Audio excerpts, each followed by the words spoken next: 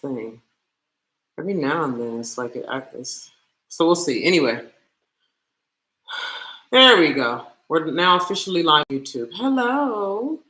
So if you're here on a regular, which means you find value, that's why you keep returning, then please go ahead and share this live stream so others can receive the value that you get. So before I get into today's topic of be seen raw and get free, first of all, happy Sunday. Hello. The sun is on the verge of setting here in Italia. It's 8:09 p.m. And first, before I start reading and getting into the topic, I'd like to share that this path that I speak to, what I'm going to be reading from here today, is a very high responsibility. The being in relation, so let me speak for myself. I know everyone is not moving like I'm moving, but let me share my come from, okay? I take the work I do in the world very seriously. My name is Naima. I'm the founder of the Academy for Womanhood, where we help women grow up and become unapologetic women who design their lives on true desires terms. And I'm also happy to have any men into working with me who feel called. I take very seriously the development of humans who choose to come into my world, to have me, my company, and the people in this world to support them, encourage them, mentor them, guide them in the development of themselves, okay? I take that very seriously. It is a responsibility. It is a great responsibility for me to engage in the skill. I've been online almost 13 years and coaching women in the real world, coaching, mentoring, guiding, helping women heal it'll be 13 years in November of this year. And I take my own growth very seriously. And to me, it's a large responsibility. It's so much skill and refinement. It's wild. And yet I know most people do not take their development, their power, the way they are in relationship. Most people do not take that very seriously. They care to the degree that they can get what they want. They care to the degree that they can keep an appearance of some sort. But most people do not look at their work in the world as essential outside of bill paying, I imagine, if you have a job, or change making, or high level, and requiring a lot of responsibility. So I say all that because what I'm getting ready to talk about, if you are weak in your respect for yourself, if you are weak in mind, if you don't take life seriously, if you don't take yourself seriously, if you don't take your energy seriously, if you don't take your presence seriously, if you don't take your existence here on earth very seriously, a person could easily listen to what I'm getting ready to share and think that it's just some frivolous whatever and apply any kind of weak-oriented, simple-minded kind of judgment toward it. So I'm saying that in advance because I just feel like I need to say it. So this topic of be seen raw and get free, it's essentially about everything about our essence as individuals. And I'm getting ready to read a chapter in this book to help drill us down into today's topic. Everything about the essence that we are as human beings. And the way so many of us, pretty much everyone here, is hiding on some level. You go out into the world and you're presenting in some kind of way, whatever that way is, to look like you don't care, to look good, to look professional, to look desirable, and whatever presentation that you think is going to get you what you want. And almost all of us are walking around ashamed of things that get in the way of us being seen raw and getting free, that get in the way of us being in relationships that would change our life for the way better, that would allow us to look at the reality of our day-to-day existence with bigger eyes, optimistic eyes, high-level eyes. We are in our own way all the time, and we're often walking around filtering everything through a heartbreak, a shame, a fear, an insecurity of some sort. No matter your class, your age, your gender, your religion, where you're from in the world, everybody is walking around with this. So when you go outside and you're going to work, or you're going on a date, or you're going to the grocery store, or you're going to hang out with your girls or your boys, or you going to pick up the kids, or you're going to get some coffee, or you're going shopping, or you're going to play ball, you're just walking around with all these, what you don't like, what you can't let people see, what you got to make sure you look like this. And if I don't do this, he gonna think that, she gonna think that, I'm gonna lose this, they gonna call me that, I'm gonna get canceled, I'm gonna feel bad, I'm gonna look bad, this ain't gonna work. And then you out here trying to get pussy, get a wife, get love, find a travel partner, find a husband, find a, whatever, a business partner. You trying to, with all of that. Okay. So for all you people who are takers, you just want to take, but you don't want to give. For those of you who like to microwave your life, because you don't take your shit seriously.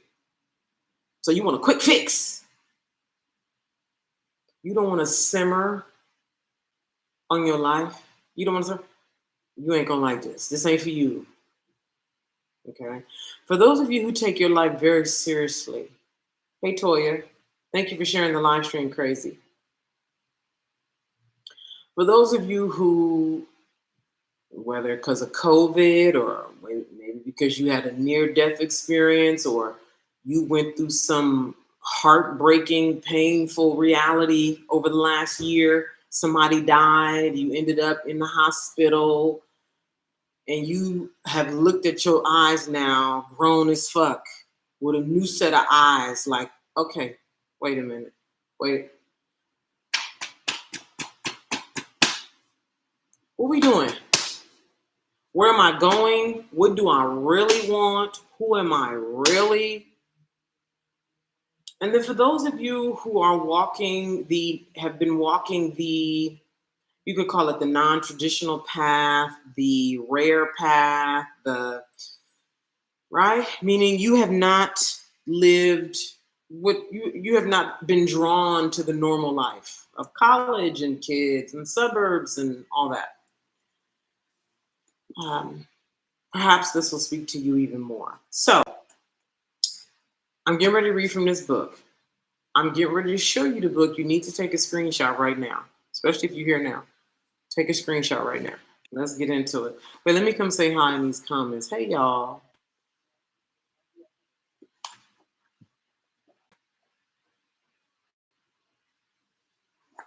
I need a profile photo if you want me to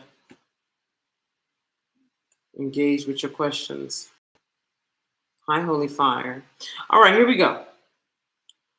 When we have liberated ourselves from our conditioning around monogamy and non-monogamy, we have opened up some previously closed channels.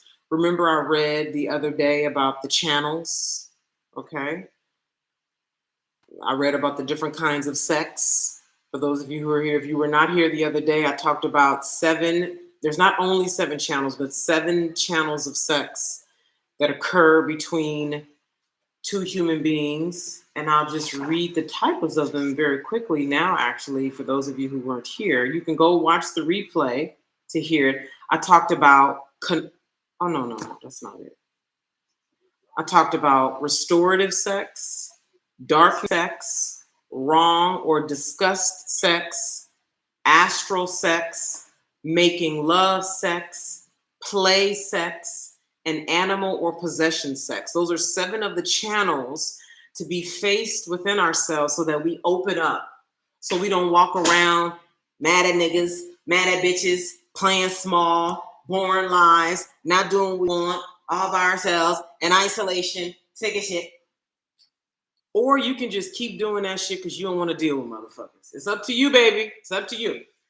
If you want to hear me read about opening up your 7 channels and connecting it and clearing it so you live higher and you can live in an existence where you can break through all the conditions around your joy and abundance and having the capacity, you can go to YouTube. Hi, YouTube. You can go to YouTube and watch the replay. It's called Unconditional Sex. It's called Unconditional Sex. You can go to my YouTube channel and watch it right now. It was about 3 or 4 days ago.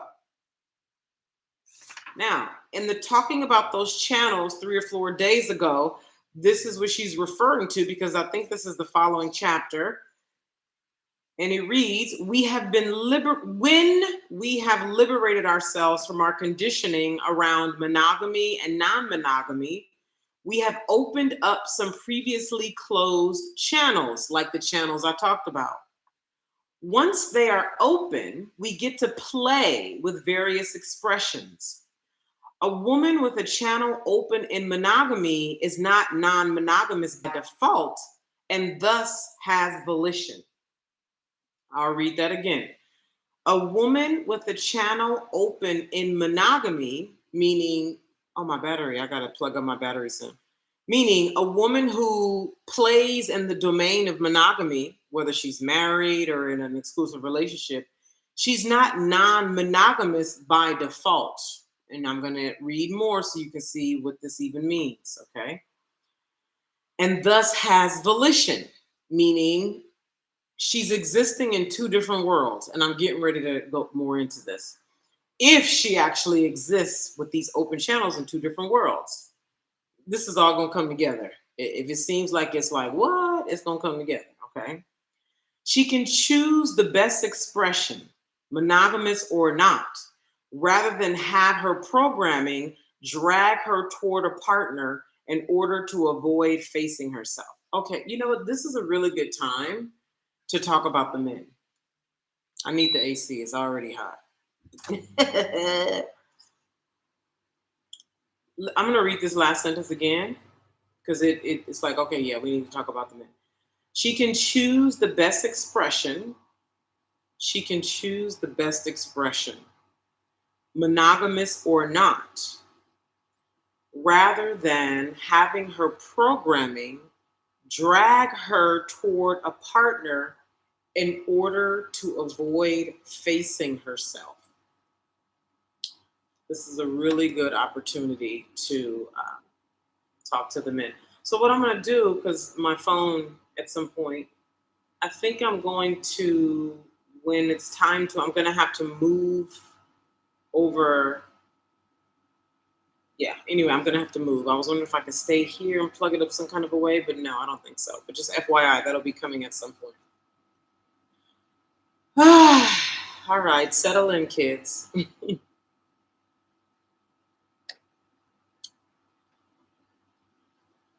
In order to really engage in this, what I'm talking about, you need to be living at a very high level of accountability, respect, and responsibility. First with yourself, before you start talking about anything about what anybody else is doing. It's a high level of respect, accountability, and responsibility with yourself. Meaning the way you show up in your life, the way you show up, your presence in other people's lives, your words. Is your word true? Your way of being, agreements, all that, okay? So in order to really engage in this work, you need to be operating at that level. Now, I understand that a lot of people are not operating at that level, and obviously I'm not talking to those people necessarily until they're ready to agree to that level of accountability, respect, and accountability, respect, and what was the third one I said? Responsibility. Accountability, respect, and responsibility. So I say that because I know a lot of y'all here, perhaps your faith could be a little weak because you're thinking about the world at large. You're like, well, people are not like that. Well, yeah, then we're not talking about those people, okay? And are you one of those people? Check yourself first before you start talking about other people. Are you a person who, is your word strong? Are you accountable with yourself? Are you respectful? Start there, and then we can start talking about other. All right. So let's talk about, where I just ended off here, where how a woman can choose the best expression rather than having her programming drag her toward a partner in order to avoid finding herself.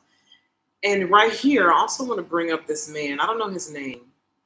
He's on YouTube, and I'm only using him as an example. It's not him per se. It's the point that he shared that we have heard men share repeatedly.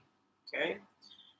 And he said, and this is a man who's divorced. He said out of his mouth, so this is not me assuming, he said out of his mouth that he is divorced. Okay. He has, his sons look like late teens. I don't know their exact age, but they look about late teens. He lives alone. He does YouTube videos, and he's always in his car. And he has salt and pepper, and he often wears a baseball cap. If y'all know who I'm talking about. I don't know his name. And he put up a video recently. I watched it when I was on the train yesterday. Yeah, on the train yesterday. And he brought forth the conversation of what exactly do men bring to women? This is what he brought forth in his video. So if you know who I'm talking about, you can go check it out if you want to. He's like, what exactly are the benefits that men bring to women? And he brought up the fact that, okay, women can make their own money now if they want to, right? So a woman has to choose to not make her own money, to need a man for money. So that's very much a choice, right? So he said women are making their own money, a lot of times making more money than the men that they're dating or, most of the men who are approaching them. He said, and he was struggling with it. He was and ultimately at the end of his video, he was like, I wish I had an answer. And he said that what men are struggling with today is that for forever, men have had very clear roles. This is what he said. Okay, I'm sharing with you, and this is all going to come together if you stick around. Okay, hi, Sin. Men have had roles, so men knew what to do.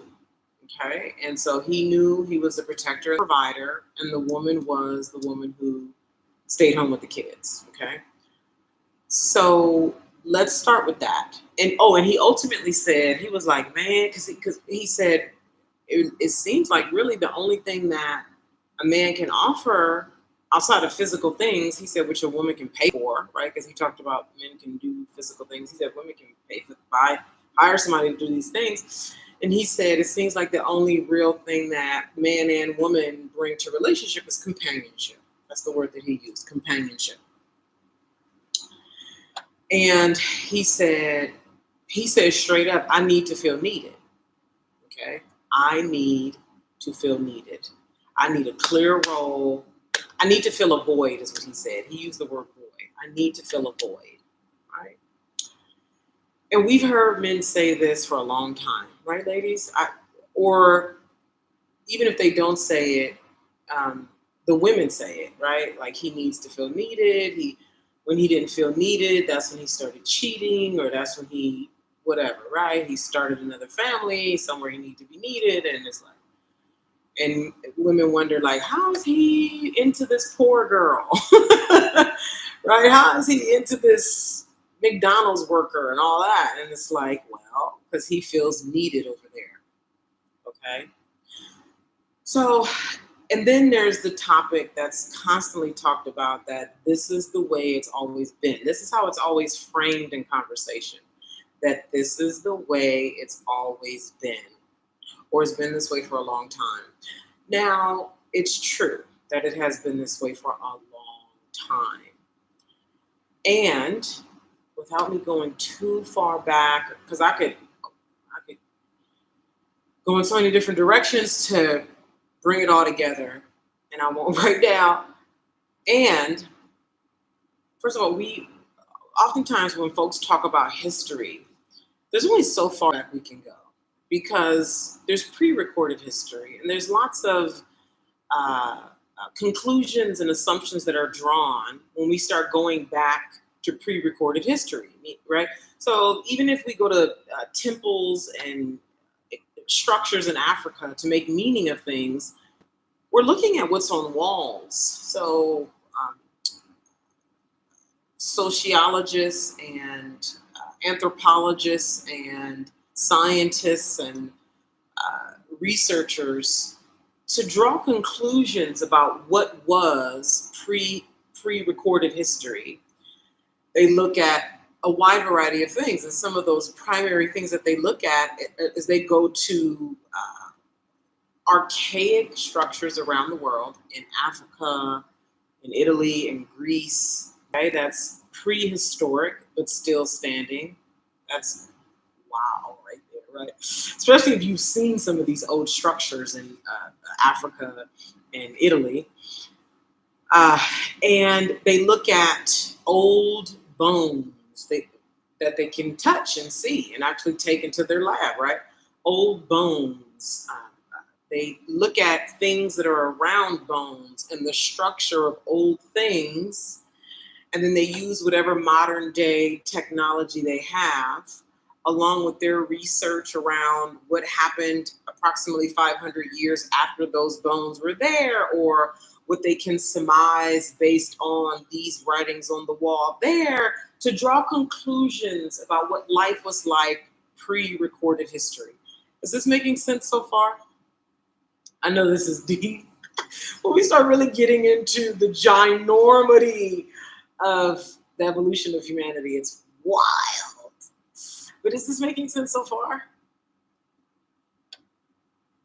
And I'm not trying to go there because I know I could lose a lot of people.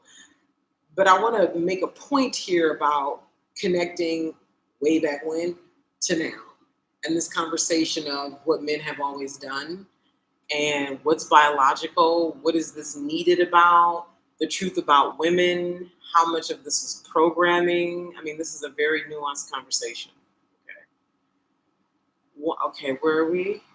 Do you all get where I am so far? Let me know that, or not. If you don't, I want to hear that too. Wanting to be desired is healthy, yes. Needing can be unhealthy as a full-blown adult. I can see that. Again, you need a profile photo if you'd like me to engage. Hi, William. Thank you. So why do I bring all that up? Because we actually don't know. We don't know what was prior to roles being created for men and women. We actually don't know.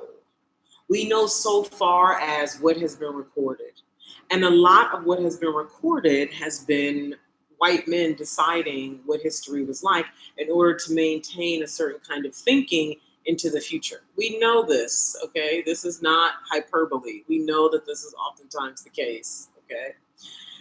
And so, I mean, we see this today in schools, okay? In elementary schools, in middle schools, high schools, where they want to take books that talk about slavery and just tell the truth about the brutality of things and change the story, change the language. They don't want to make it, first of all, don't tell the whole thing, tell parts of it. Change the language to where it doesn't sound so, like we see them doing this today. So just imagine how brutal it was before there was so much political correctness in the atmosphere, okay? When we look at laws that were written Jim Crow era, they were brutal, okay? They were straight up and down. And part of how the legalese, the language of legalese, so much of it has been about shifting the language so that it doesn't sound so direct and brutal and harsh, but has the same meaning. That's because how civil rights leaders and Black attorneys of the 50s, 60s, and 70s started to attack the language in the law that was brutal and harsh. And so all the white people did was do all this trick language in the law now to where there's loopholes. That's a whole other conversation. Baby, I'm telling you, bitch, you better know, okay? You better get into it. You better get with a woman who's tapped in, baby. You hear me? Who knows beyond what the books say, because these shits is lying left and right and up and down and every which way, okay? So now I bring that into the conversation of being needed, and that this is what men have always done. And that men of old, let's go to men of old. When I say men of old, I mean 2,000 years old and older, okay? Who are responsible for the birth of Christianity, who were responsible for the birth of what the roles of men and women are. There was not such a thing once upon a time. Okay. I know that might be hard to hear.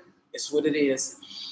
Where there was a reverence for the feminine, where for those of us who have studied ancient history and studied deities, and have studied spiritual figures, the ones we love to revere, the Kalis of the Indian, tradition of the Heru and all the names that we could name from the Greek mythology, the Latin, African tradition.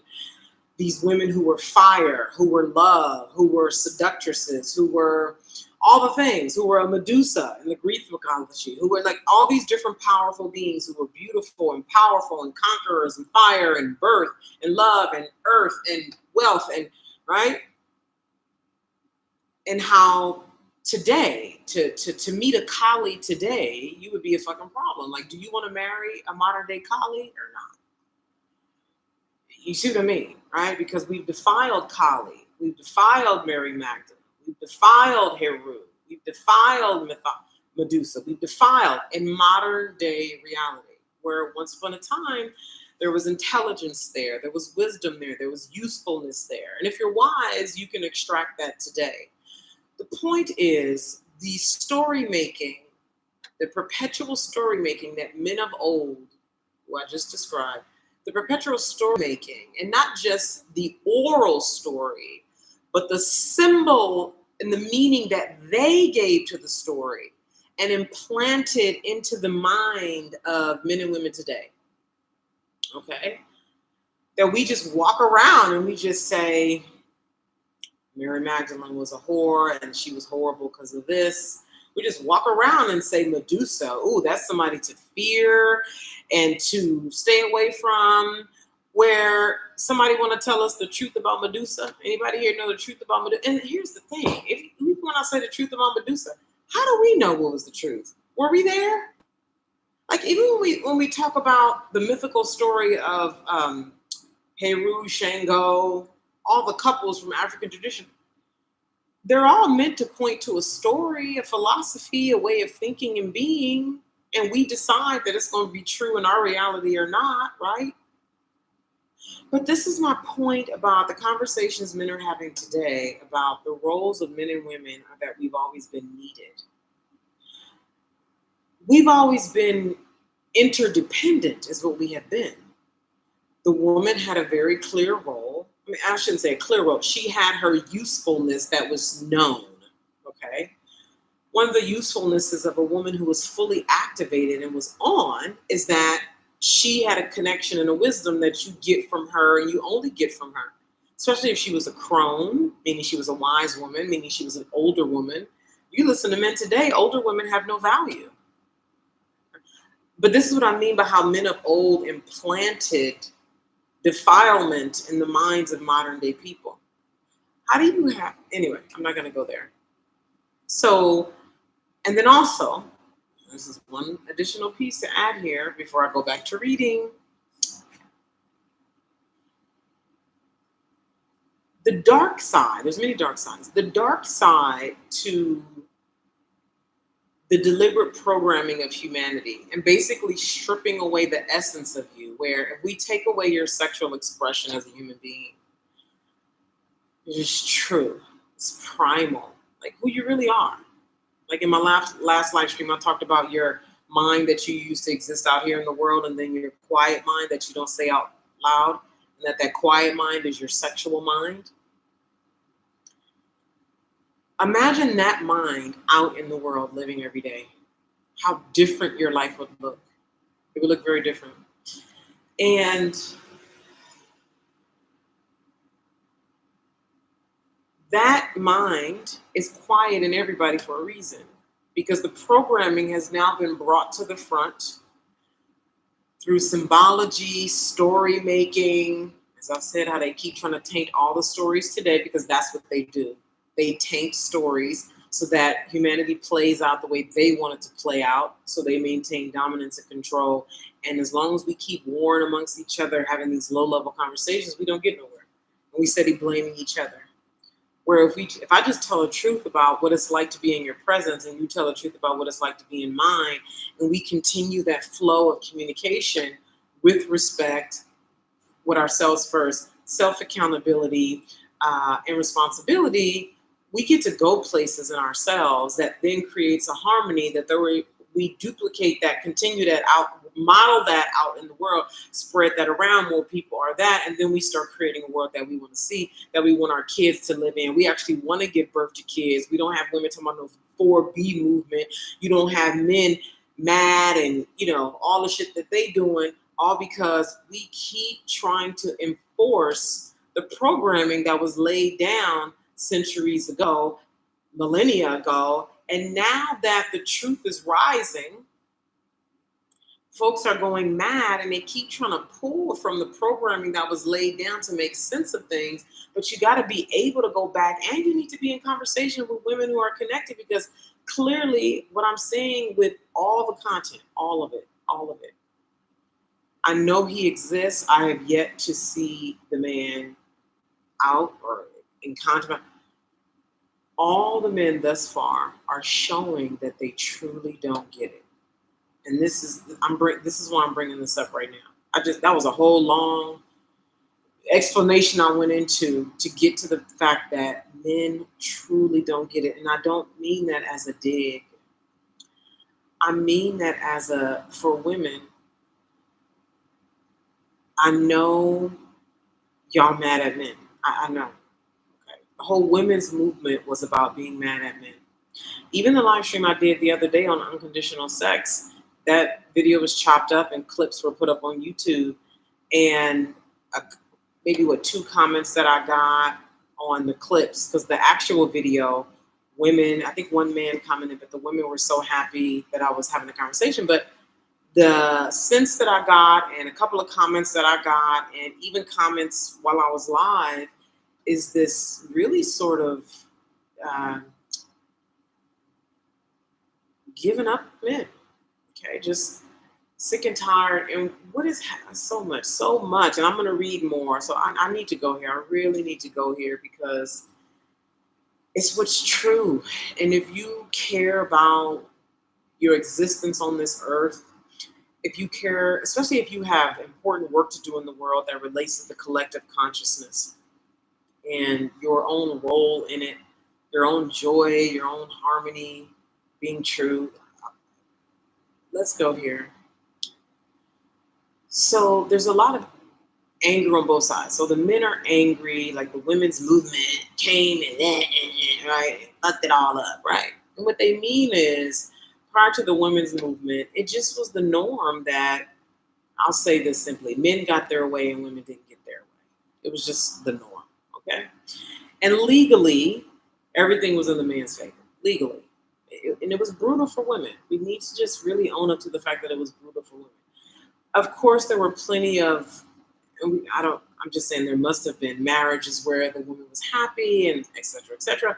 But we know by and large, women didn't like it. That's the only reason how the women's movement could work. If there weren't large numbers of women who were displeased, it could not have worked, okay?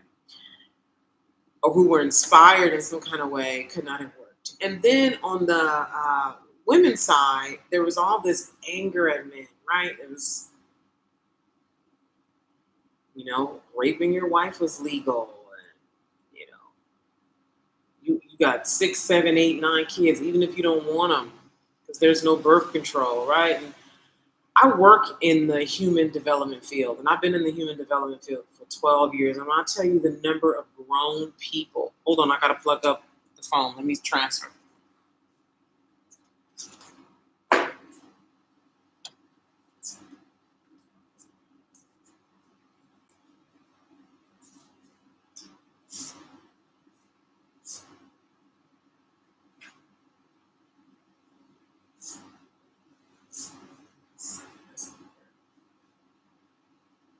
Okay.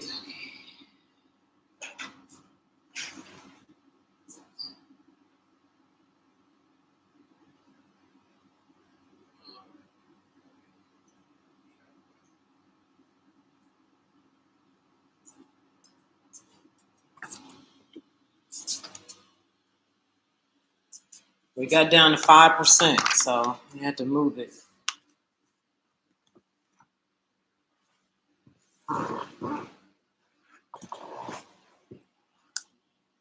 All right, let's see.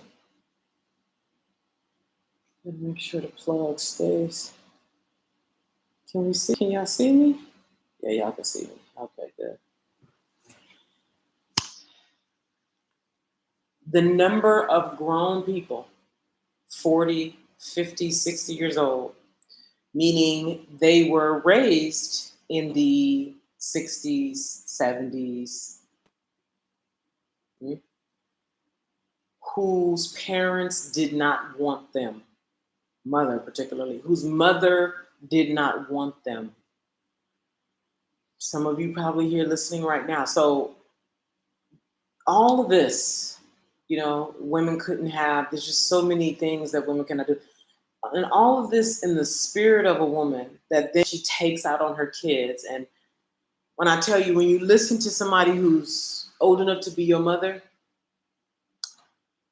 bawl like a baby. Like, I've been in workshops, I've been in retreats, I've been in other transformational opportunities with people old enough to be my mother, men and women, who are bawling like children because their mother never wanted her or him and told them,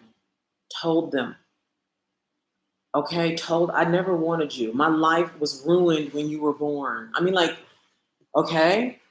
So these women, these children were born before the birth of birth control pill, right?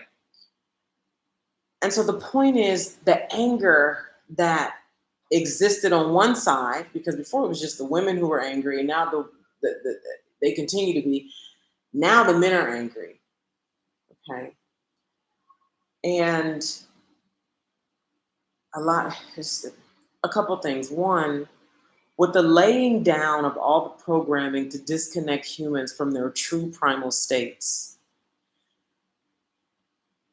folks started taking action from disoriented, there's like untrue places. Just think about those of you who are here now listening to my voice, men and women, who you picked a man from a broken place. You picked a man from a place of fear. You picked a man when you didn't know who you were. Or man, you picked a woman when you were desperate.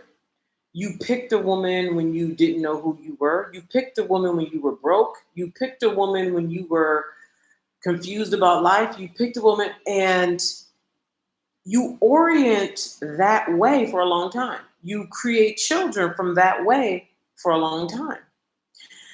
And not only that, we could take this even deeper. And this is going further than I wanted to.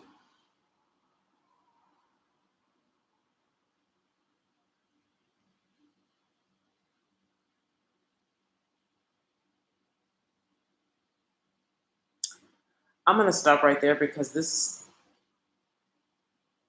just so many places that want to be gone to, but I really want to focus on this topic right here, be seen raw and get free. And I feel my mind wanting to go to another place that would take us off right here, the be seen raw and get free part. So to wrap up where I just was, essentially, there's all sorts of forces over here. That's in the conversation I was just having. There's all sorts of forces that are getting in the way, if you will. Another way of looking at it is present opportunities for you to be seen raw and get free. Okay, well, let's go there. Okay. So, does anybody have any questions about what I just said? I haven't been looking at the comments. Somebody said I don't even have a sex drive anymore and I'm only 37. You have one, it's just repressed.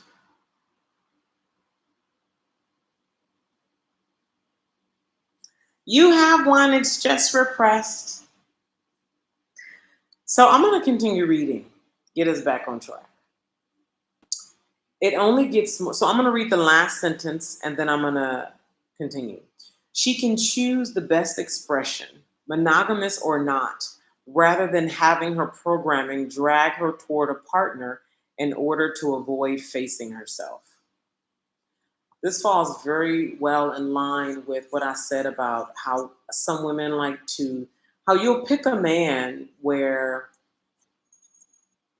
I knew that speaking for myself, I knew in my marriage I would not have to grow up. Okay. Like I could get a job, like I could work if I wanted to, because my ex husband was a complete provider. And I know a lot of women want that because, right, the obvious benefits of I don't have to think about that bill stuff as long as he's doing it. And that's one angle of it. Another angle of it is you never have to face yourself. You never have to grow up.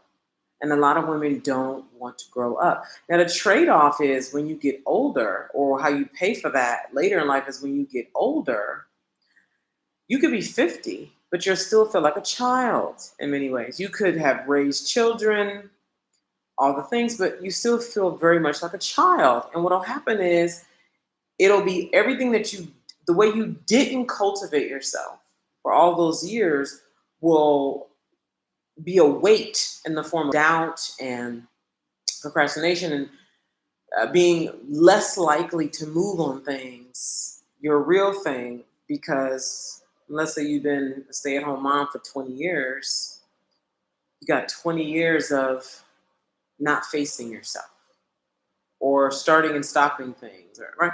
So that's one of the, what do you call it? Man, this is so nuanced.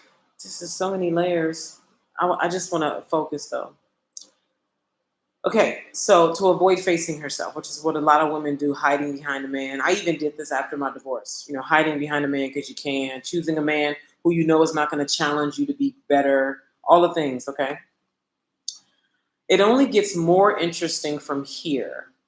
We can begin to express aspects of ourselves that were previously limited to expression only within the realm of sex and other conditions. I feel like this is not landing right now. I have a feeling that this is not landing. Hold on. Yeah. I feel like this might be a little. I'm gonna trust the feeling that I'm having right now. So what I'm gonna do, first of all, if you have any questions, bring them to the table right now. And this is where I will go. Before I go on further, though, so bring your questions that you have, if you have any, or comments that you have, if you have any. And then I want to remind you that if you have been watching my content, or even if you're new here, right, you're new to my content and you're ready to be seen, you're ready for accountability, you're ready for structure, you're ready to be seen in your raw primal state and to grow up, this week, starting tomorrow, are my womanhood initiations. This week and this week only. So doors are going to be open to the community for this next week only. And so you can come into the womanhood initiation by going to the link in my bio and clicking womanhood initiation. Okay. And you'll get the link to join us on Zoom tomorrow at 4 p.m. Pacific. And if you can't make tomorrow, there's 3 additional dates at different times. So there's a different time on Wednesday, a different time on Friday, and a different time on Sunday. So just keep that in mind if you're called to the womanhood initiations. I repeat, if you want me to respond to what you're saying or answer your questions, you need to have a profile photo.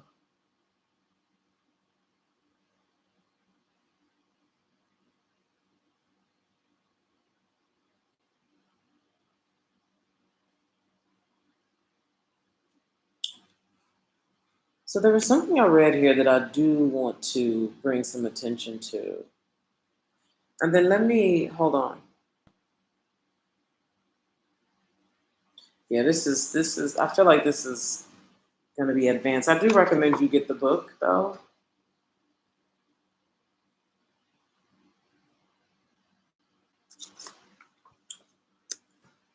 Yeah, thank you. So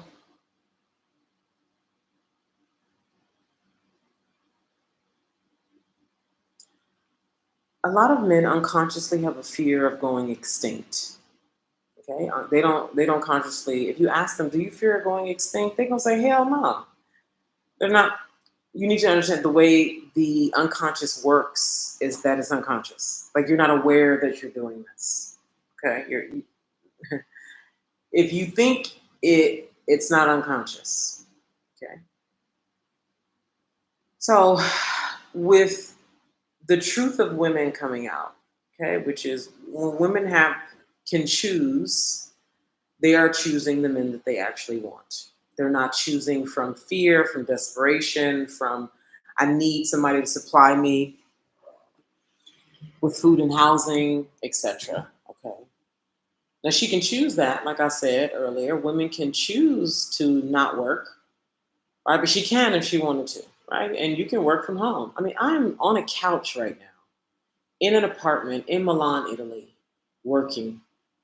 Okay, working is not right. So in today's day and age, a woman working is a whole other ordeal than some office, etc.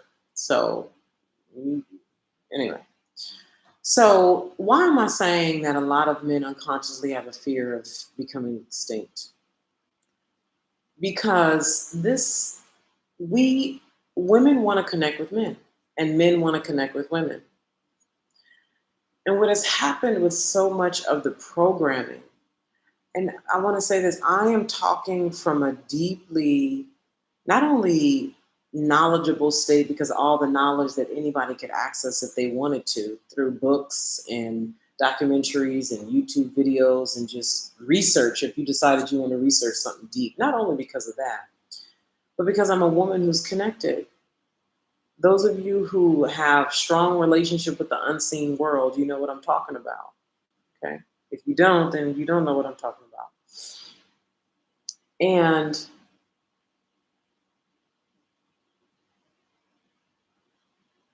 just the fact that practically everything is a lie about how humans live. Everything is a lie. This idea about even the construct of man, woman, children in a house, and that is how family goes, is a lie. It's a distortion, I'll say. Now, people can argue up and down, but that was not always the case. If it's so the natural way, why is there so much fight? Why is anything that's natural? You don't have to enforce it. You don't have to regulate it. You don't have to. Do you have to put a law down to make the trees grow? you know, do you have to regulate and police the ocean? And uh, no, you don't. I'm bringing this up to add to the context of the conversation of what do we as humans most want? We want to connect with each other. That's the bare, raw truth. We want to connect with one another. We want to have sex with each other. We want to have meals with each other. We want to kiss each other. We want to play with each other. We want to travel with each other. We want to grow gardens together. We want to raise our kids together. We want to do wonderful things together. We want to do all those things together. Everything else is constructs that have been put on it in order to control humanity. Everything else, the institution of marriage, parceling out people into these homes, laying down all these laws around the body, uh, anything else that's in opposition to the naturalness of what the human would do if they weren't legislated to do so. Okay. So first of all, let's breathe. Okay. Let's breathe. Okay. And this is what we want to do, men and women. This is not a one-sided thing. Men want to have sex with women. Women want to have sex with men. Okay. We want to play. We want to have fun. We want everybody to eat. We want everybody to be joyful, right? We want everybody to be abundant. This is what we want. When we're not fearing not being loved, not being accepted, not getting dick, not getting pussy, not being provided for, being rejected from the tribe. When we're not worried about all that, this is what we want, right? Y'all follow me so far? As soon as I start being afraid that I'm not going to be accepted for something, as soon as I start feeling like I'm being rejected, as soon as I feel like I'm not going to be able to carry on my seed as a man, as soon as I feel like I don't belong somewhere, as soon as I feel like I'm not going to get food, as soon as I feel like, I don't belong, as soon as all that start happening, then I start acting out. And when we're in an environment where the human gets to show up true, and I start acting out, and we're all working together, and I start acting out, or you start acting out, you're going to get called forward. And it's going to be a group conversation. We're not banishing, we're not shaming, we're not anything, because historically, now this is in written history, historically, and this was in native cultures, the normal thing was whenever somebody displayed what y'all, or I shouldn't say y'all, maybe some of y'all call mental illness, PTSD, great fits of rage, anything, you see people walking down the street and talking to themselves or inflicting harm on yourself, any of these things that we call mental illness, it was seen as a rite of passage. This person was being initiated. So going crazy was an initiation. But you let the man tell it, just like you let the man tell you about how to do family. You let the man tell you about how to live, how to do. Then all of a sudden, we got 50-11 problems now. Now we got 50-11 problems because we done turned an initiation into mental illness. And now we've turned mental illness into something to be ashamed about. Oh, Lord. So somebody commented under this man's video, the one who I mentioned earlier about who does his videos on his car, that everything that he talked about the roles and the man being needed, the person commented that, well, women were forced into these situations. This is why they chose this way. So it wasn't necessarily like, oh, I have options and this is the option that I choose. Women, they could not basically exist without a man once upon a time. So if you, if a person has only lived in New York City their entire life, and you ask them, what's your favorite place in the world and where you want to live, how are they going to conclude about their favorite place in the world? If they've never seen pictures, they've never seen videos, they don't know anybody else who's been anywhere in the world, and they've only lived in New York City, and you ask them, where would you like to live in the world? How they going to answer that question? Well, they going to say, New York! New York is the best city in the world! New York, New York! Well, because it's all they know. And so it looked like women knew how to get a man and keep a man. Well, you're damn right. If my food and housing is dependent on him, I'm damn sure going to keep him. And now that women have optionality, they're not choosing to be inside of the traditional marriage, which was heavily in favor to the men.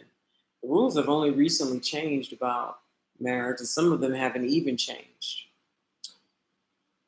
But I don't like to get, it's so easy to get caught up in these nuances of things, and it's not this. It's all of a spiritual nature. It's about what was true all along.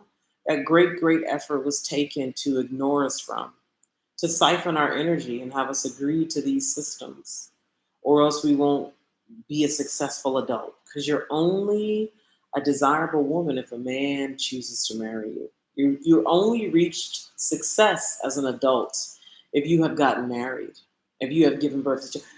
Like all these verses, do you actually want to give birth to children? Like, were you actually called to be a mom? Do you actually want to be the traditional wife? Or Do you want to get married, but you want to do wife different? So you need to have a different conversation with your potential husband about the kind of wife you want to be, how you want to do wifehood.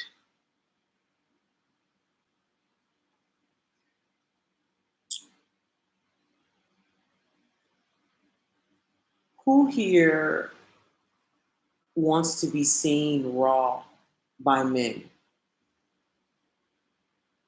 Who here wants to be seen raw by women? Who here wants to lose it, be vulnerable? Who here wants to experience different aspects of themselves that you don't know exactly what it is, but you can feel this part of you that wants to unleash?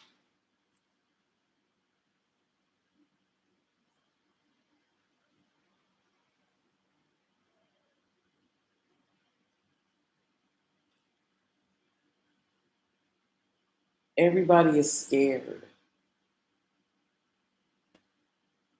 Everybody is scared. And their fear is acting out one way or the other. Whether they are staying in a relationship out of fear, not getting into a relationship from a place of fear, the being mad at her, being mad at him. And underneath it all, we want to be seen and we want to connect. We want, hold on.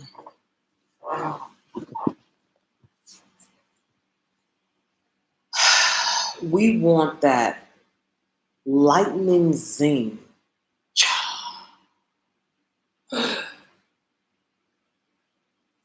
Where perhaps you've experienced it, where you're in an experience with man or woman, and your respectable self is inside of the interaction. Your like decent self is in the interaction. And then something happens that cuts through.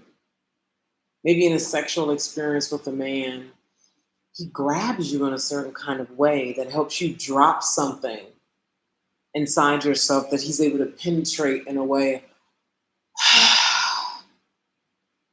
And on the other side, you become lighter, like all that heavy shit you were walking around, and that shit drops, right? Or your interaction with another woman, where it looks like an argument. It feels sort of like,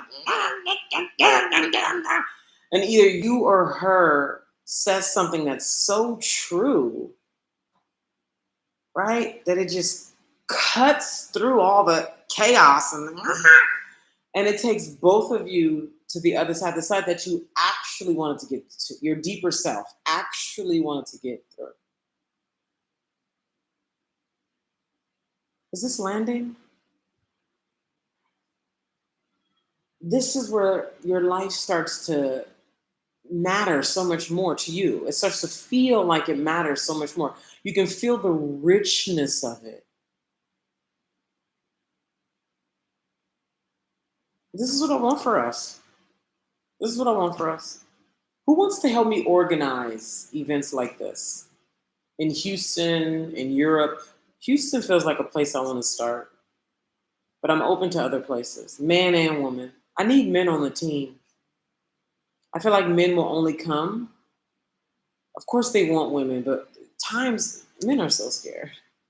And I feel like they'll be more likely to come if men are on the team. Their face is up, they're on the team.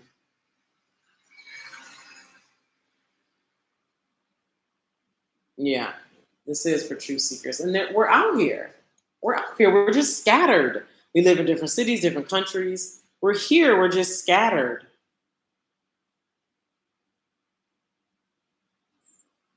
Like I said, I want you in the room, even if you want a lover. I want you in the room if you feel, no matter how you feel. Lord knows how a human is feeling on any given day, any given moment. Okay? I want men and women of equal numbers in the room who care about this exact thing that I'm talking about. You're ready to be liberated through unconditional sex. You're ready to be seen raw. You're ready for anything that's in the way of you really being in the world lighter, truer, free. The kind of light and free that would even enable you to take action on things that you're afraid to take action on, projects you're afraid to take action on, say things that you need to say inside of conversations you've been avoiding for decades with your parents, with an ex, with anybody, for you to make decisions that when you start having this really rich connection that's at a primal level that obliterates shame. This is what I want in the room for us, that obliterates shame. You can have conversations because so many of us we're avoiding. We have all these things. We're avoiding having that conversation with him, with her. So then what we do is we start making decisions from a place of avoidance. So we build out a whole life that's based on avoidance. Who here is guilty of this? And you will admit it. And then you wonder why you're 43 years old and you feel stuck.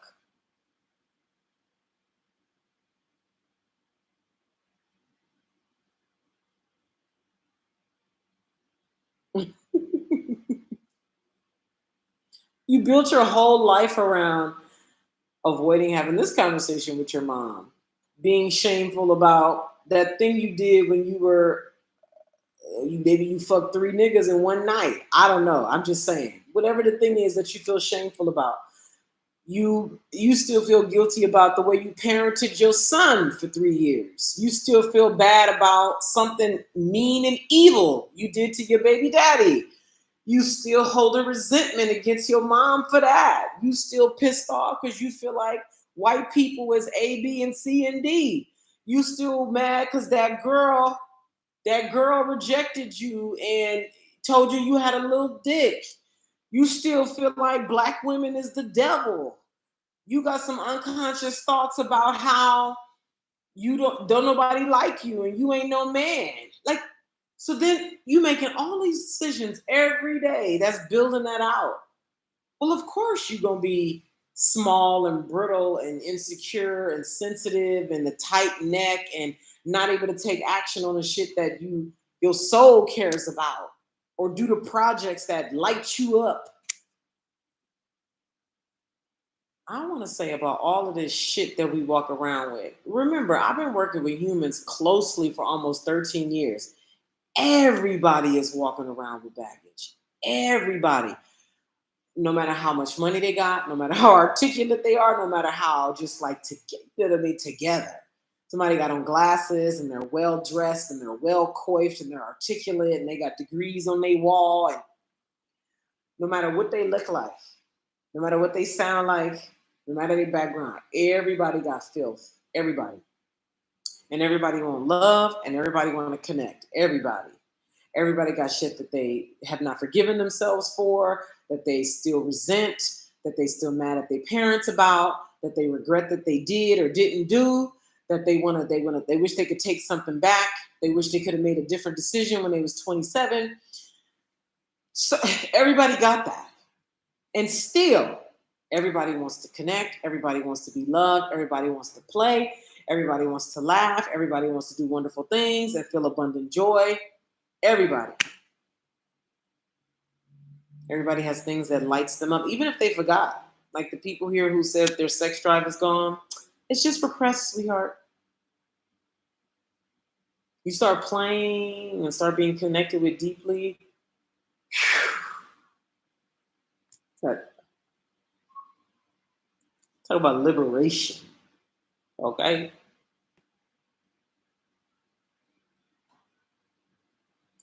So a couple things. If you have questions, please ask them. Next, if you're ready for this kind of power and connection with women only, for starters, because my woman community is women only. Okay? It's all virtual, it's all online. We meet the first Monday of every month. To be considered for the woman community, you come into my womanhood initiations. Okay? We have 4 of them coming up this week and this week only. You go to the link in my bio to register. The first one is tomorrow at 4 p.m. Pacific. If you're on YouTube, the link is in the description for you to come to Womanhood Initiation, okay? And you can also put your questions even in the comments after, if you're watching this as a replay, or you can email the. And secondly, if you'd like to be a part of helping me to organize these, and you're skilled and you're of high integrity and you care, uh, and you'd like to be a part of helping me, man and woman, and you'd like to be a part of helping me organize these in Houston, or even if you're in another country, I messaged a woman in the Netherlands the other day about this. Even if you're in another country, the countries that I'd like to go to for this are the Netherlands, Amsterdam, particularly, um, London, Canada,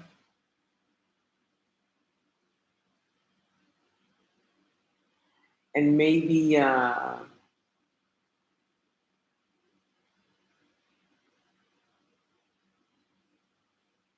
Portugal or somewhere up there. The point is, if you'd like to be on the team, either DM me here or email me. You can, if you're on TikTok, you can DM me. If you're on YouTube, you can email me. The email is help@naimasingletary.com. So these will be very high level, rich, intimacy building experiences for us all to dissolve what gets in the way of us becoming our brightest, lightest, most loving selves. So we can not only connect with the people in the room, this co-ed room, and I want as close to equal numbers as possible, meaning if we're going to have 10 women, we need to have close to 10 men, no less than 8 men. Okay, so I'm not trying to have no mismatch. Last time I was organizing something like this, we had women, and I think part of that is that men need to be on the team. Men who hunger, and I'm excited. There are more men who, and they're the quiet ones. It's the mad ones who are the loudest. The ones who seem to be wanting something more, deeper, richer from the soul, and are willing to be vulnerable and play. They'll seem to be the quieter ones. They're not the ones podcasting. They're oftentimes not even the ones creating content online.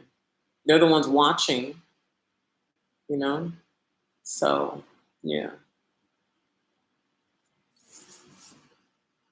William said, people must get the main thing. Godly love is to reprove, correct, and rebuke the flaws within. Wonderful. Somebody said, you need a profile photo?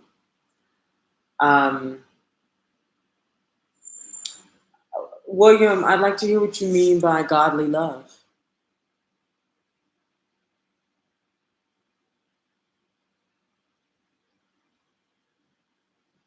The sun has pretty much set here.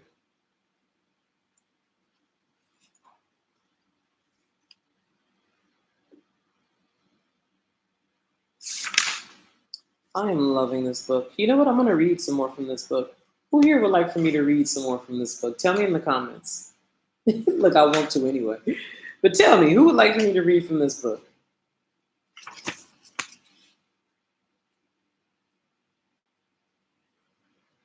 We're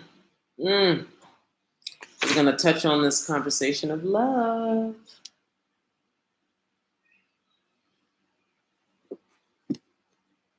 True love, baby. William, are you going to answer what is godly love? To you. What is godly love to you?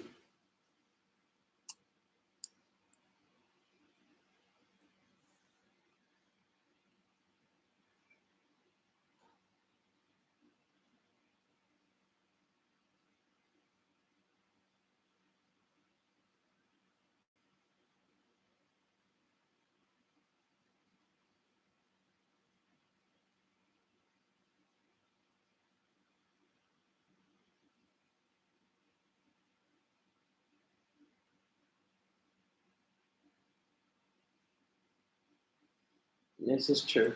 William says, godly love defies logic, but it makes sense because it is what helps us operate as our most. This is correct. So I'm going to now read chapter 80. Oh my God. Do you know what we can do when we operate from our erotic selves with high responsibility, integrity, accountability? Do you know what we can do? That's why I say this only when you take your life and who you are and what you're doing seriously. So, again, respect required, accountability um, and responsibility absolutely essential. Because what we unleash, so then what we're able to do, the way you become, Jay-Z say, this is high level, not eye level. There's a particular kind of untouchable you become. I'm not saying you're not in a human body, right? So you can still feel pain, you can still bleed all the things, but you become this force for greatness that, like when people talk about being great, this is what they mean. They don't mean just the money. After you make so much money, you realize it's not about the money. Unless look at some people are truly money hungry, but I'm not talking about those people. I'm talking about the folks who are really about when we use words like actualization, actualize your highest self. Your how do you expect to get there? Through making a lot of money? Tell me about that. Show me when you get there, so you can tell the rest of us. Show the rest of us. So this is an introduction to unconditional sex. And this is all about the erotic domain. Sex is the most powerful drive in the human system. It is ultimately a drive to connect, which is what humans want. That's what they most want, to connect. Everything else is what has been put on top of it to corral humans into doing what they want us to do.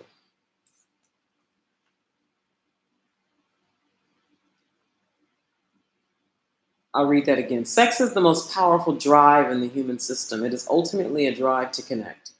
This impulse was placed inside of us to draw us outside ourselves and give us the power to break through the membrane of separation between ourselves and the world.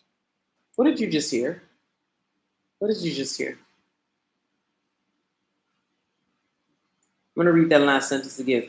This impulse was placed inside of us to draw us outside ourselves and give us the power to break through the membrane of separation between ourselves and the world.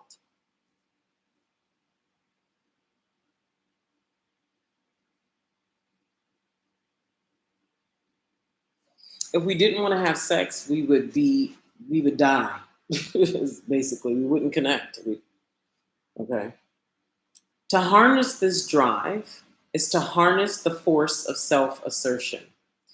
It requires the realization of self and the assertion of this self into the world. To fully develop the sex impulse is to develop the quote give aspect of the give and take that defines relationship. Without it, we feel an overall sense of impotence, powerlessness, and being at the mercy of our lives and our relationships, which is why, as a woman, you either are experiencing, have experienced, or know another woman who has experienced this sort of feeling weak in her life, like she can't do anything about it. Like this is just what it is. It's sort of, and those women are always disconnected from their sexual self, or they've incurred some kind of sexual trauma, abuse, or they just never developed their sexual self. And so now they walk around the world weakened at a primal erotic level. This matters so tremendously.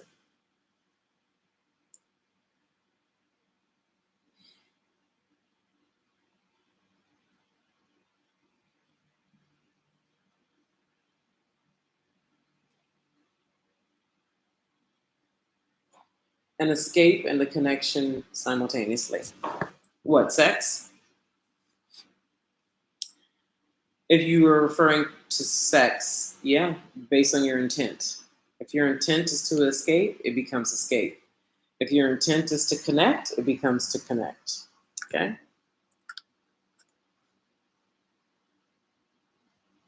To harness this drive is to have vision, intuition, value, insight, and the power to carry through. It is what transforms ideals into action. Man, I really want to, man. I got all these ideas, but girl, I just keep procrastinating. Girl, I know, girl, I got a whole Google Drive full of ideas. Girl, I've been journaling and thinking about this, girl. I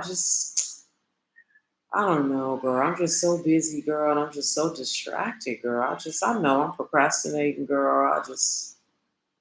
I'll read the sentence again. To harness the sex drive is to have vision, intuition, value, insight, and the power to carry through. It is what transforms ideals into action. Of equal importance is the quality of power that carries with it resilience, unarmored, organic self protection. I love that. Unarmored, organic self protection and self possession.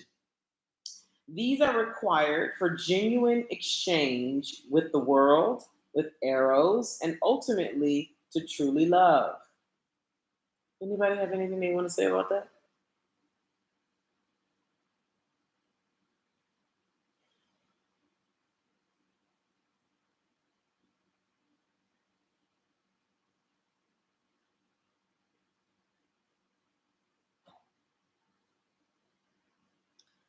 So I'm gonna just take the first step with what's coming through right now. It's not a clear, but let's see what happens. So I was watching this African guy on TikTok live stream about an hour before I came here, and he was saying ultimately it's about what the man wants, and he's saying you need to understand men want younger women because they want their womb, and what else was he saying? The whole lean of his talk was toward what men want, what drives men, what they want, why women need to agree with men, etc. Okay. And when you exist in a world that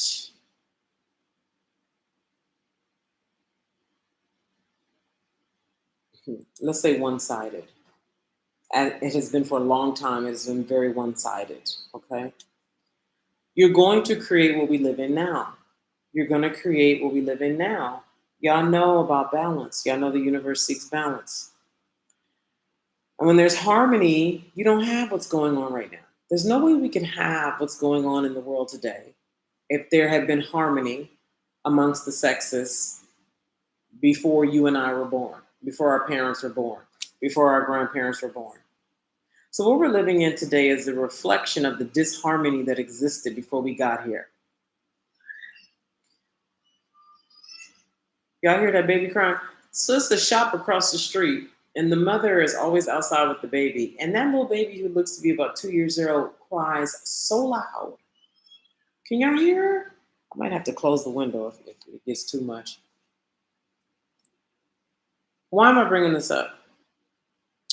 Because as I'm reading this sentence right here, these are required. These being resilience, unarmored organic self-protection, and self-possession. These are required for genuine exchange with the world, with arrows, and ultimately to truly love. I'm saying that because he said what a lot of men think, right? Like just think about how the man is looking at the world when he looks out, right? Most of them is looking for a womb. Who is the woman who's going to be the womb that carries the children, right? So this is the male perspective. And most men today are not aware of the programming that they're just in line for. This is why they say things like, it's always been this way. And they actually believe that. It's always been this way. The man is supposed to do this and the woman is supposed to do that. And they actually believe that. That's why when you take the emotions out of it, you can see why men and women think the way they do in a lot of ways. Okay. And so for a woman to exist right here where he says these are required for genuine exchange with the world. Genuine exchange. Not where I said in a previous chapter, a woman who's dragged to a man because she's afraid to face herself. We're not genuinely exchanging. If I'm choosing you from a place of, I need somebody to pay these bills. I'm actually scared of the world and I don't want to face myself. And you make it very easy and convenient for me to do that. All I have to do is create a baby with you and play this role, the only role you really see me as anyway, as somebody to make a baby, cook a house, clean the food. And that's all I have to do. I don't actually have to develop. I don't actually have to become resilient. I don't actually have to develop unarmored organic self-protection and self-possession. I can just lean this way. And because you think that's all you're here to do and I'm here to do, we will work together until one of us no longer wants to be there or we grow out of these roles that's always been this way.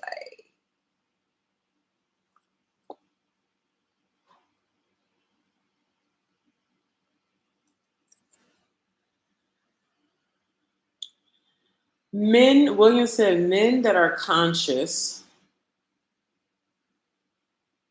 know that romantic love is a result of intellectual love. Our conversations must be full of love. So I'm assuming you're calling yourself conscious. And how do you define romantic love? And these are all constructs of love, ideas of love that at least this is how I'm experiencing it. Romantic love, intellectual love. Okay. So, William, is that an actual story, meaning like it actually happened, or you like to use that as a reference point, or both?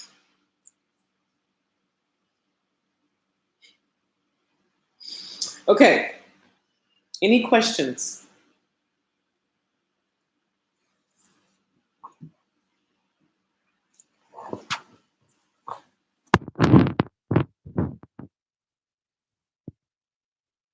I want to sit a little bit more comfortably.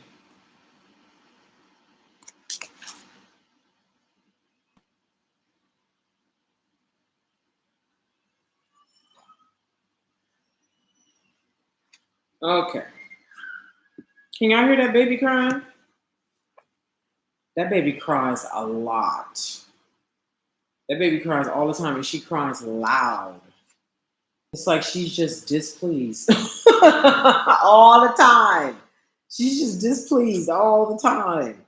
And the mother just watches her. The mother sits on the stoop and just, there she is. And then she'll pick her up at some point.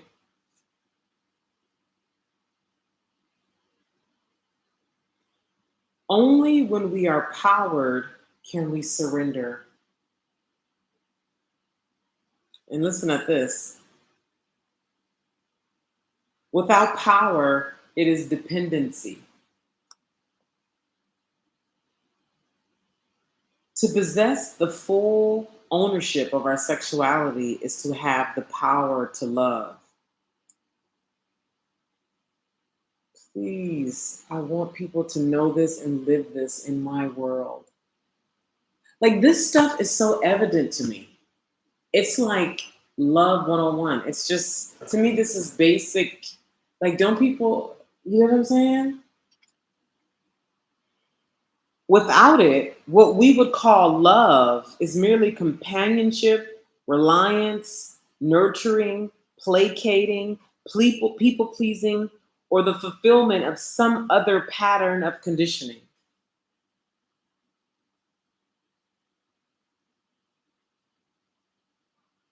I hear that, alchemist.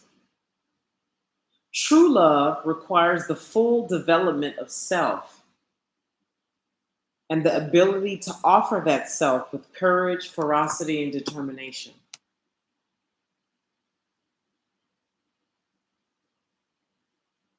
Let me repeat that. True love requires the full development of self.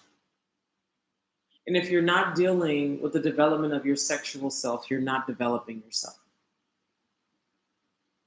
True love requires the full development of self and the ability to offer that self with courage, ferocity, and determination.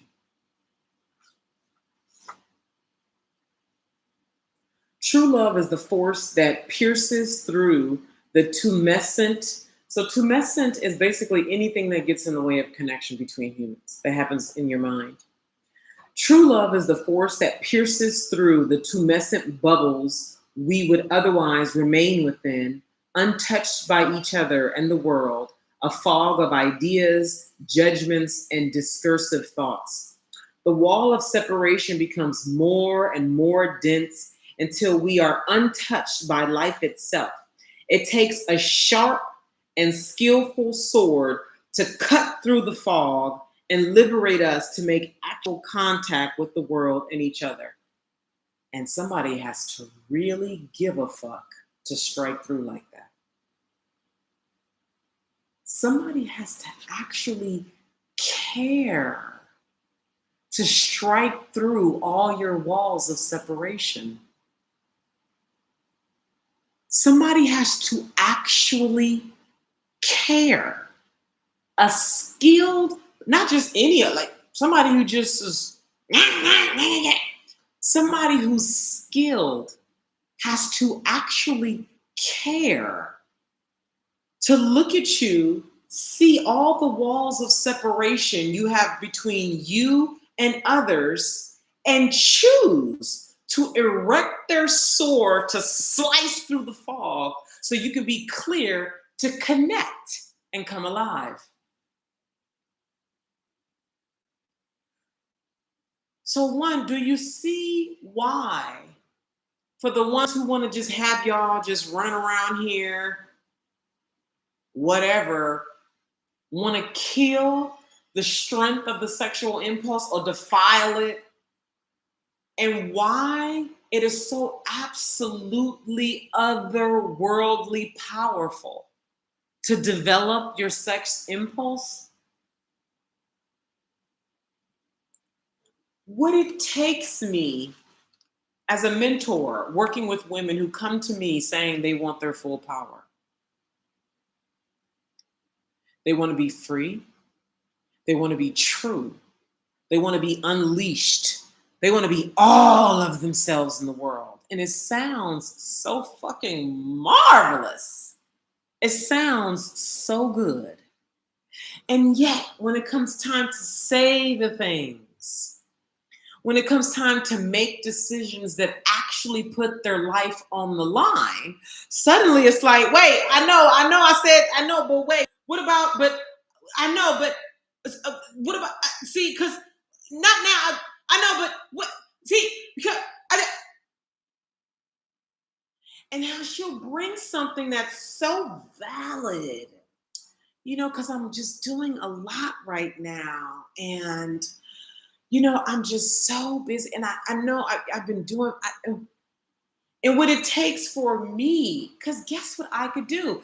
Guess what most people do with you? When they see you being like, girl, I'm so busy. When they see you lie in their face. When they see you, take a out when you had an opportunity to come through. When they see you do any other kind of fuck shit outside of being true, you know what they do? They look at you, don't say nothing, register what you just did and say, yeah, girl, I know, girl. and just commiserate.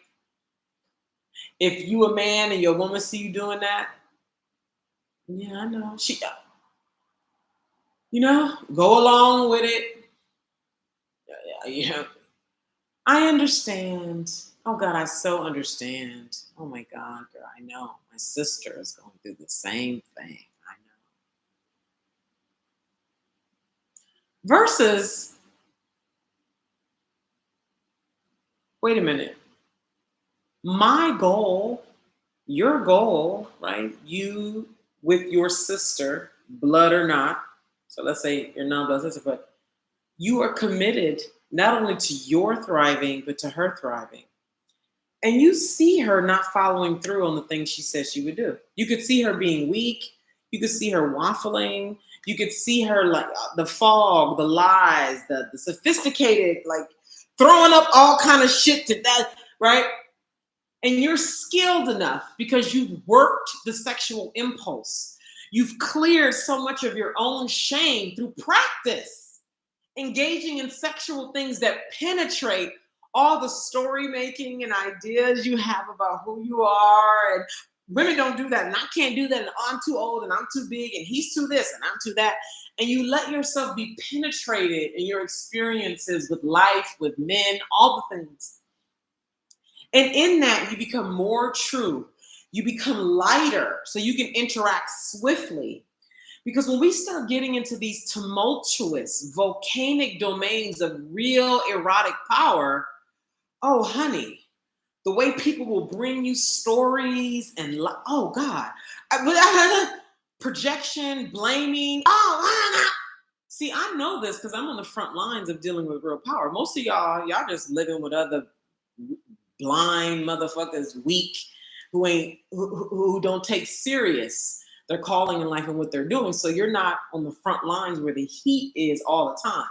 But when you get into the heat of real power, man, the trickery, y'all, they would run circles around most of y'all, the way women get down when we start getting into this domain. However, when she builds up the acute skill of dealing with smoke screens and fine lies and well-crafted story making and all the sophisticated ways that women will,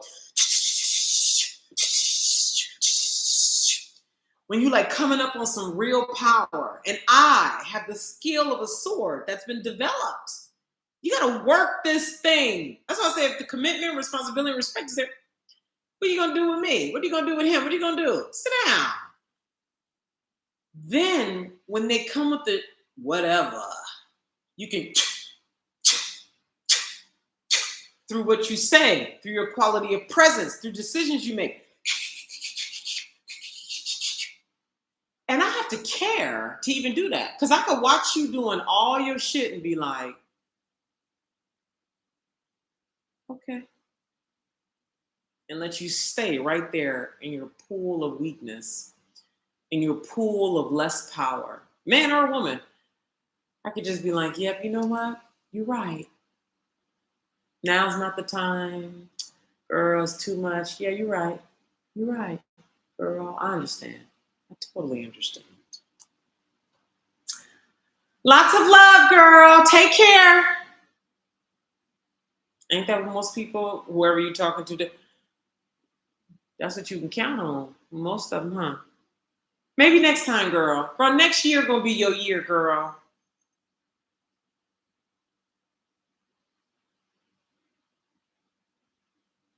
Real power is expensive. I'm watching men at different degrees of power. Boy, I'm telling you, men, all of them, they are gone if they don't have a woman in their life who's connected and in real power. They're gone. I don't care how much money they got. I don't care how conscious they think they are. We truly are the vessel for them. We truly are their connection. They could be the most Jesus-identified Black man. They could be the most conscious, studious, who has studied and done. This shit is hella upside down. Hella, hella, hella. What do you mean, William?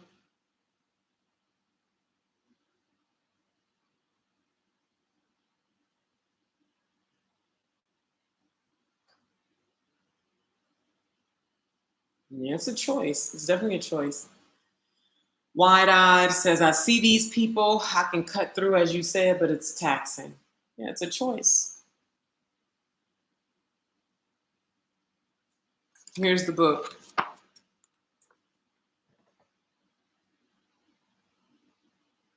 Screenshot. Screenshot.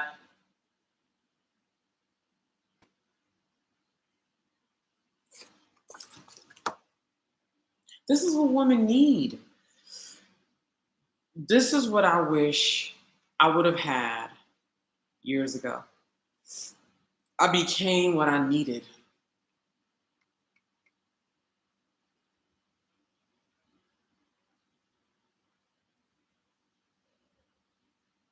You're welcome, Tracy. William said a woke woman can help you as much as a sleep woman can. And I mentioned on the last live stream that men, all men, or most men, I should say, right? Because there's plenty of men who are making love with women who are wise, really sexually empowered women who actually love them. That's a rare man. It's an incredible man. Most men are imprinted. Their experience of sex, their understanding of women. Like when I say understanding, I mean like their physical understanding of women. I don't mean their intellectual understanding of women. Like their physical, like sensory experience of women as that of a non-sovereign being. Most men don't have visceral, penetrative experiences with the crazy lady. The lady that men of old, even the ones who was telling y'all to make sure a woman submit, but they going to a woman for counsel. But that's all done behind the scenes. They telling the everyday man, the soldiers, make sure your woman submits. But then when they go in and they need counsel, the highest level counsel, they're going to a woman. They're going to the witch. They're going to the crazy lady. They're going to the alchemist. That's what they're going to. The woman whose channels are open, who's erotic, who's sexually alive, who's so connected. She could communicate a message by having sex with you. She could draw out. Well, I'm telling you, they defiled the hell out of these women. Just imagine a world of women like this. We wouldn't have all this shit we mad about. It wouldn't happen.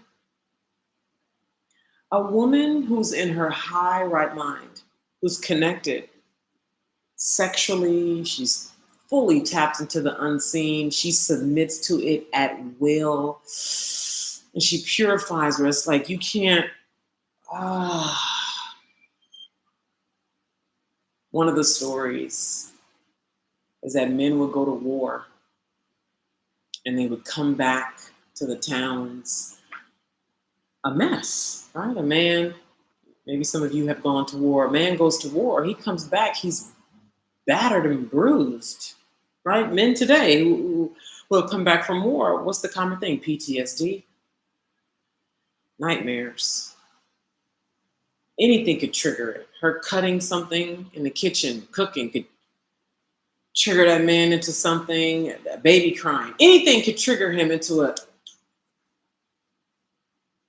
And you know what it used to be like before they defiled the sexual power of a woman and made it wrong and bad, and no, and submit your body to your man, that man, that's where you belong. Before they did all of that, the story says that the men would come home from war and the women would fuck the war out of them and fuck love back into them. And then the men could go out into the world and produce again. But see, today, men don't want that kind of woman. Because is she going to attach to me if she's that kind of woman? What that mean about me? Like, so you mean she ain't only going to be having sex with me? All ideas we have about how when a man ejaculates his sperm into a woman, it goes to her brain and she becomes mentally ill, and now, she has sperm of multiple men inside of her, and there you go. When you let them tell you the story, yes. When you let them tell you the story, when you let them frame a woman's sexuality, you let them frame who you are, etc. I'm going to repeat, men fear becoming extinct and they want control and they want to make sure. See, y'all seem to get it when we talk about it through the race lens. When I start talking about white people and what white men do, y'all see it so clearly about how white men have organized over centuries to ensure that them and their future generations stay in power. You see that, you get that very clearly. Do you see it the same as it relates to what men of old, white men, have done to ensure that we always see sex and the woman's body as the devil's work, sexual power as the devil's work? So every story that they're going to tell, it's going to be framed in this way. Everyone. So yeah, a disempowered woman is going to be like, because she's not in possession of herself, as this book says right here. These are required, these being resilience, unarmored organic self-protection, and self-possession, are required for genuine exchange with the world, with eros and ultimately true love.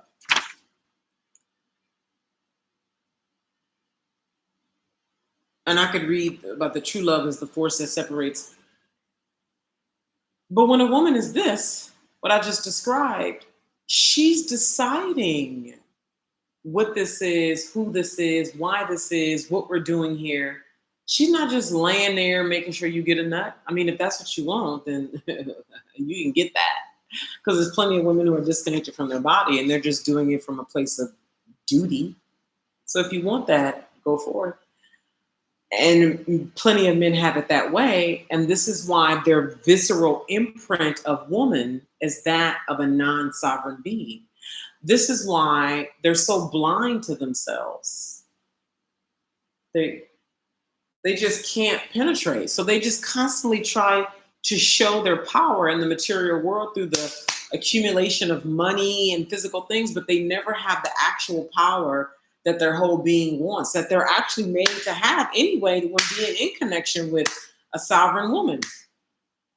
This is also very evident to me. I mean, is this evident to most women? Not most, a lot of women, like, we know this. We're just, and this is why so many of us have separated from men, because it's like, if we're not going to actually play the real game, why bother? If we're not going to play the real game of power, why bother? We already know the expiration date on these roles, because they're not real. Is roles that we agreed to serve a particular function, if we agree to those roles for a particular function for a limited amount of time. And at the end of the day, we want to connect. She want dick, you want pussy. Y'all want to feel good. Y'all want to express yourselves through that relationship. You want to get to know who you are in that relationship. You want to connect to source in that relationship. That's what you want. All that other shit y'all put on it is something else.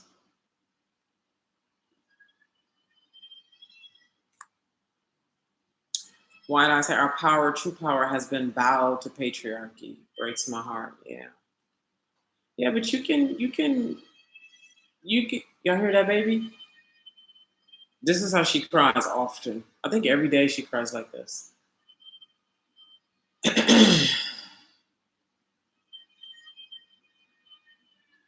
you can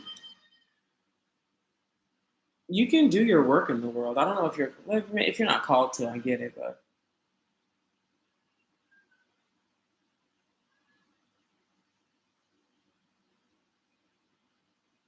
hi Yvette.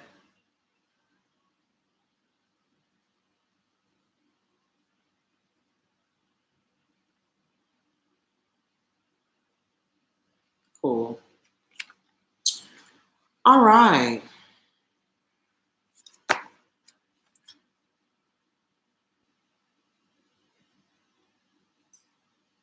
Okay, here we go. This is great. This I'm gonna read the last sentence, and then this might be the last paragraph. We'll see. So the last sentence was, it takes a sharp and skillful sword to cut through the fog and liberate us to make actual contact with the world and each other. And yet, for the most part, few, if any, have been trained in how to wield such a powerful tool. Few are willing to take on the responsibility it would require. It is, in itself, a raw, faithful power with a drive to connect. But understand this, it will become whatever is cast onto it.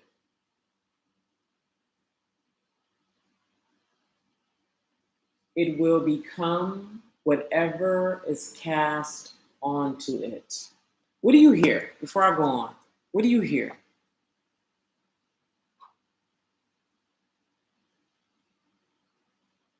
What do you hear? Do I need to read it again?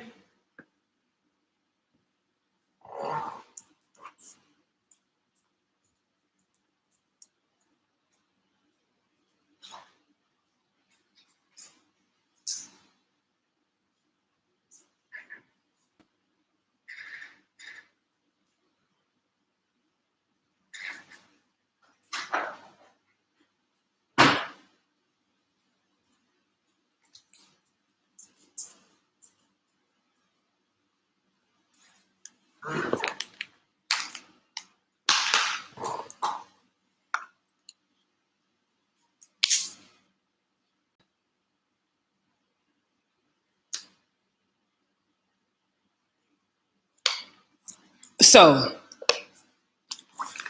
this was in relation to the sword. Now, the sword is built up through skill development.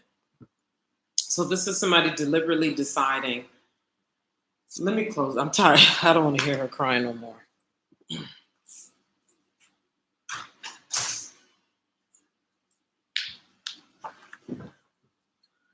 So, this was in reference to you developing a sword. This sword is built over time. Your sword is not, you have to be engaging in, at some point on the path, in a very deliberate way over time. You need to be engaging in sex that dissolves everything that's in the way of, like, you have to be doing that because the sexual impulse is a part of how you develop a strong sword that can penetrate, truly penetrate. Okay. And when I say penetrate, I don't mean just penetrate in the, uh, even penetrate in areas where you look bad, where you're penetrating, where most people would say don't. Like, I'm not talking about just like when you calling your friends out, you know. I mean, like this is next level. You know, this is, you know, doing shit you're not supposed to do with your sword. And when I say doing shit you're not supposed to do, I mean, you know that what you're doing is right, but you know, most people will be like, I don't think you should do that. So I'm talking about this kind of sword. Okay. Now, this takes practice. This takes cultivation over time. This is not something you go to a retreat and do. So this is what I mean by the responsibility is so important. The accountability is so important. And the respect is so important.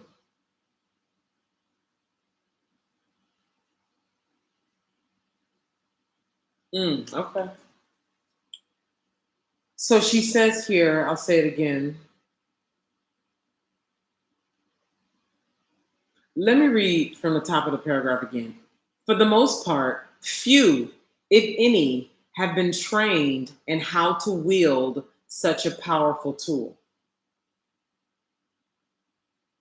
Few are willing to take on the responsibility it would require.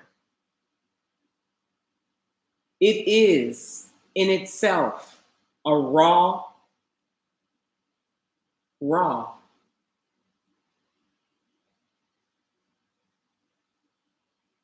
I can't remember the last time,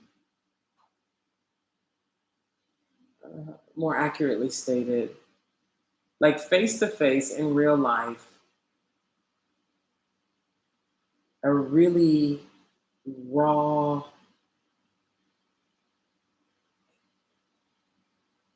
it just hits. Like I see you guys' comments, but I just wonder how many of you, like if we were face to face or if we were in something for real in real life, how many of you, you know what I'm saying, you truly do have these swords that it would take to penetrate things. I mean, I'm just hungry to see it more, particularly among Black women. That's where I want to see it more. Because activated Black women who are primal in their heart and in their right mind, really doing the thing that they came here for, it's such a humbling life, humiliating to sharpen a sword. It's a very narrow path.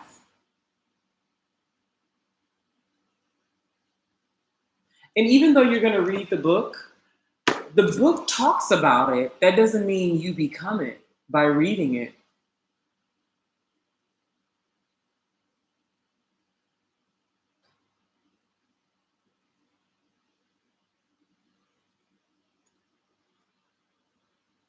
You need to become it, you dedicate to a life of it.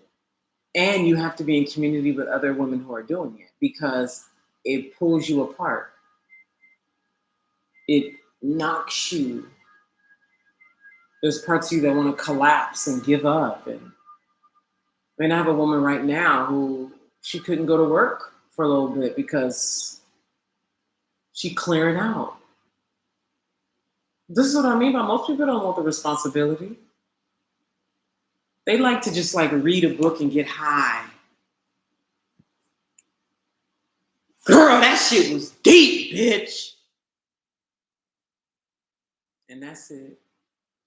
You want to sit and read the book and and cry and all that. But the becoming is actual engagement practice in life. Dropping pride. Engaging with a man you wouldn't otherwise engage with because you have this thick, dense wall of separation. So this is just the beginning of what it takes to start to sharpen a sword that can do this. So let me read this. Few, if any, have been trained in how to wield such a powerful tool. Trained in how to wield such a powerful tool. We're at the very, very, very, very, very beginning stages of you being trained in my community. Very beginning stages. Give them what they want and they immediately become panic stricken. Okay. Few are willing to take on the responsibility it would require. It is, in itself, a raw, faithful power with a drive to connect.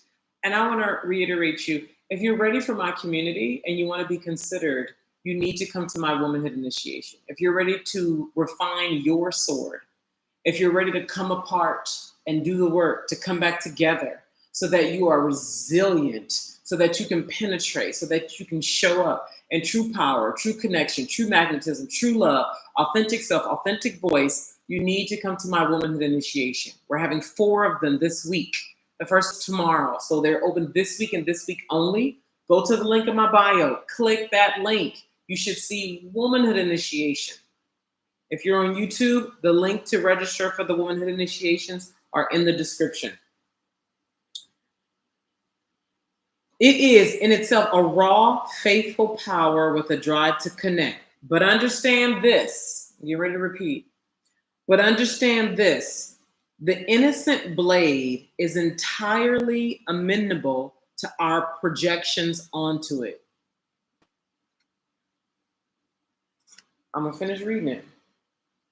It will become whatever is cast onto it. It is divine power.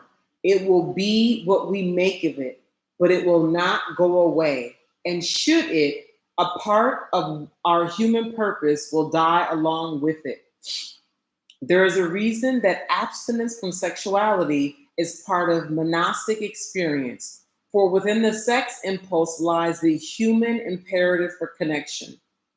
We exist as open loops. The illusion we are or can be complete without each other, no matter how we dress it in exaltation, is simply inaccurate.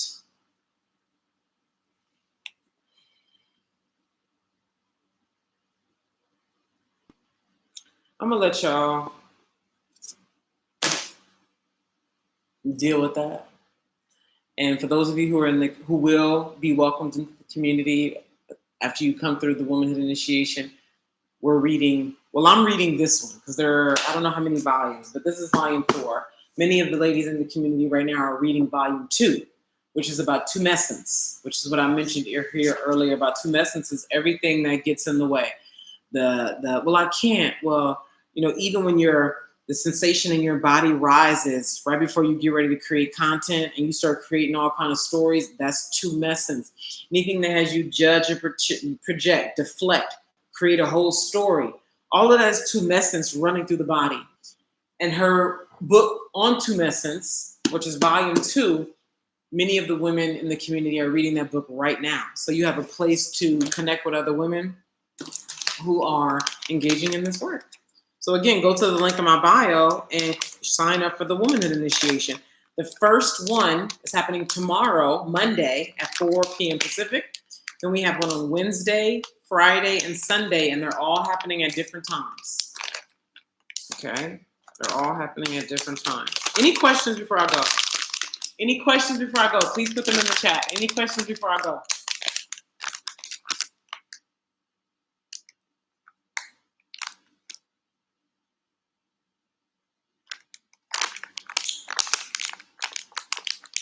Wow, I feel pretty spent. I don't think I know what's going on. Hey. Get some scissors and open these. 35 seconds and I'm out of here. Thank you for sharing the live, Ego.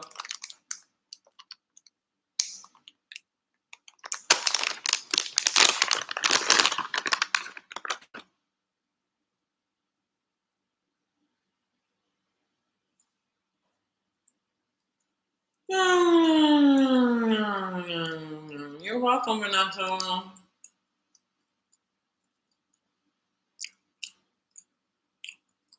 Bye, YouTube. Take good care of yourselves.